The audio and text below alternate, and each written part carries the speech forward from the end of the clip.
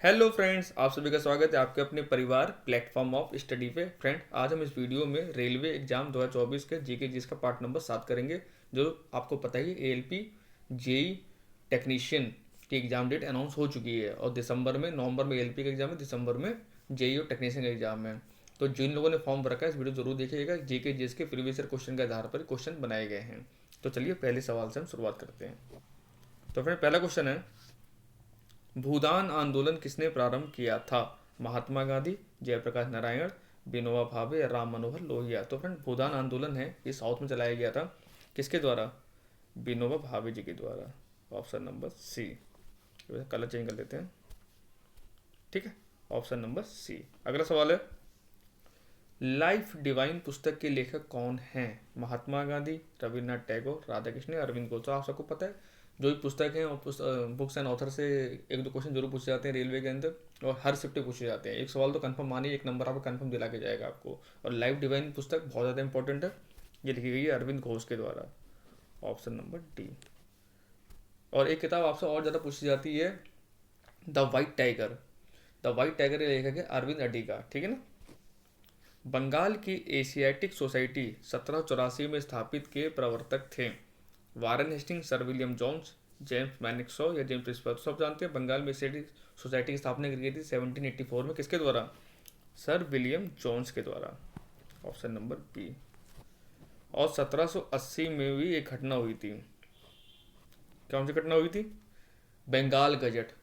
भारत का पहला न्यूज़पेपर था बंगाल गजट, जो कि जेम्स हिकी के द्वारा प्रकाशित किया गया था कलकत्ता से, ठीक है ना। तो हमारा भारत का पहला समाचार पत्र कौन सा था? बंगाल गजट। ये भी आपको याद रखना है। अगला सवाल है, भारत की संविधान सभा किसके अनुसार गठित की गई? तो आप सब जानते हैं 1946 में कैबिनेट मिशन आया, जिसके तहत हमारा भारतीय संविधान जो आज वर्तमान संविधान है हमारे पास, इसके द्वारा ही बनाया गया। लेकिन इससे पहले 1942 में क्या आया था? ये आया था, क्रिप्स मिशन आया था। ये क्या हो गया था? ये फेल हो गया था। इसके बाद 1946 में कैबिनेट मिशन आया, जिसके तहत संविधान सभा की बैठक हुई, संविधान सभा बनी, जिसमें बी आर अम्बेडकर जी प्रारूप समिति के अध्यक्ष थे, जिन्होंने पूरे संविधान को बनाया, ठीक है ना। अगला सवाल है, प्रथम भारतीय नोबेल पुरस्कार विजेता थे? सीवी रमन, रविन्द्रनाथ टैगोर, हरगोविंद खुराना या अमर सेन? तो फ्रेंड, बहुत इंपॉर्टेंट सवाल है। फर्स्ट इंडियन नोबेल प्राइज जो विनर थे वो थे Rabindranath Tagore ji. Option number B. कब मिला था इनको? 1913 में, 1913 में, ठीक है ना। अगला सवाल है, किस गवर्नर के कार्यकाल के दौरान 1921 ईस्वी में कलकत्ता में विक्टोरिया मेमोरियल हॉल का निर्माण कार्य पूरा हुआ? तो ये तो आप सबको पता है, ये विक्टोरिया मेमोरियल हॉल है, ये आपके वहाँ कलकत्ता में है। बहुत से लोग घूमने गए भी होंगे। लेकिन किसने इसका कार्य पूरा कराया था? तो वो था Lord reading. Option number D, ठीक है ना। और लॉर्ड कर्जन नाम सब जानते ही हैं, किससे जुड़ा हुआ है? बंगाल विभाजन से। बंगाल पार्टीशन 1905 यानी 1905 में जो बंगाल विभाजन हुआ था, लॉर्ड कर्जन के द्वारा ही करा गया था, ठीक है ना। अगला सवाल है, भारतीय संविधान के किन अनुच्छेदों में नागरिकता संबंधी प्रावधान हैं? तो आप सब जानते हैं हर किसी का कोई ना कोई आर्टिकल है हमारे भारतीय संविधान में। तो जो नागरिकता है, नागरिकता सिटीजनशिप है, इसके बारे में बात करेंगे अनुच्छेद 5 से 11, आर्टिकल 5 से 11, ठीक है ना।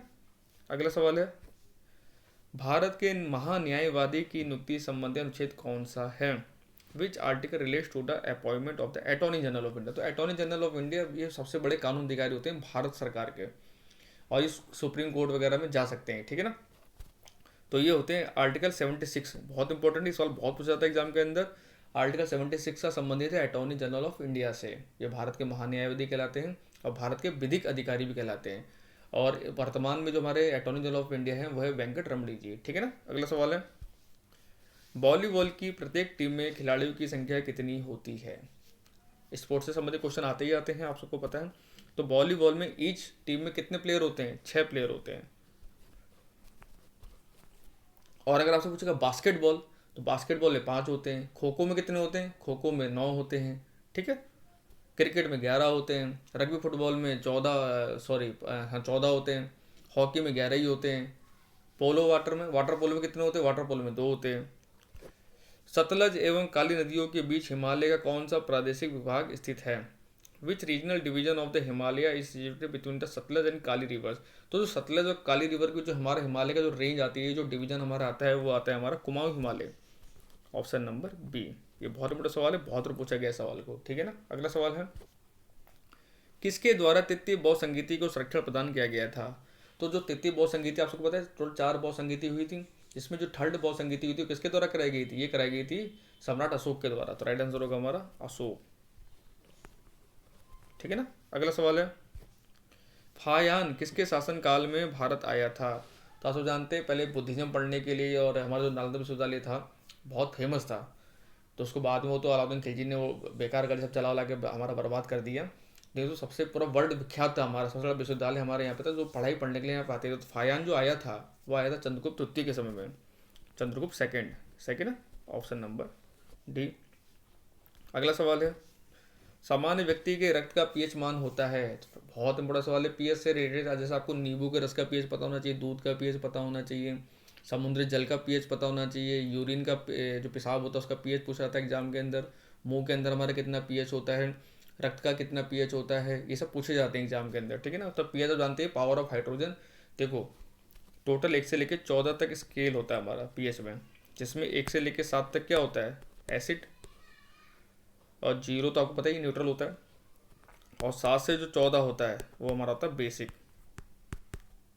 ये होता है हमारा एसिड, ठीक है ना।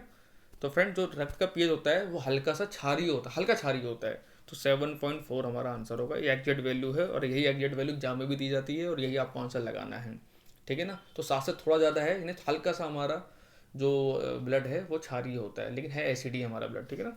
और ब्लड हमारा किस टाइप का टिश्यू होता है, तो ब्लड हमारा कनेक्टिव टिश्यू होता है, संयोजी ऊतक होता है ब्लड हमारा। ये भी एग्जाम पूछा हुआ सवाल है, रेलवे में ही पूछा गया था सवाल को। तो ब्लड हमारा क्या होता है, कनेक्टिव टिश्यू होता है, संयोजी ऊतक होता है, ठीक है ना। कार्य का मात्रक क्या है, तो एसआई यूनिट आपको पढ़ के जाना ही जाना है। मेजरमेंट और एसआई यूनिट फिजिक्स का जो पहला चैप्टर है ना, यहाँ से काफ़ी क्वेश्चन पूछे जाते हैं एग्जाम के अंदर, जैसे बीमा हो गई, ये एसआई यूनिट वगैरह हो गई, ये सब पूछे जाते हैं एग्जाम के अंदर। तो कार्य का मात्रक जूल होता है, कार्य का मात्रक जूल। अब न्यूटन दिया है, न्यूटन भी किसी का होता ही है, किसका होता है, ये होता है फोर्स का, बल का मात्रक, ठीक है ना। वाट जानते ही हैं, पावर का, शक्ति का मात्रक होता है, और टाइम बल का मात्रक होता है, ठीक है ना। अगला सवाल है, मृणालिनी साराभाई का संबंध किस शास्त्रीय नृत्य शैली से है। इस क्वेश्चन को very very very important mark कीजिएगा, ठीक है ना, किसी भी एग्जाम के लिए ये ऑलराउंडर क्वेश्चन है, किसी भी एग्जाम में आ जाता है। तो मृणालिनी साराभाई हैं, इनका संबंध जो था वो था हमारे भरतनाट्यम से, ऑप्शन नंबर बी।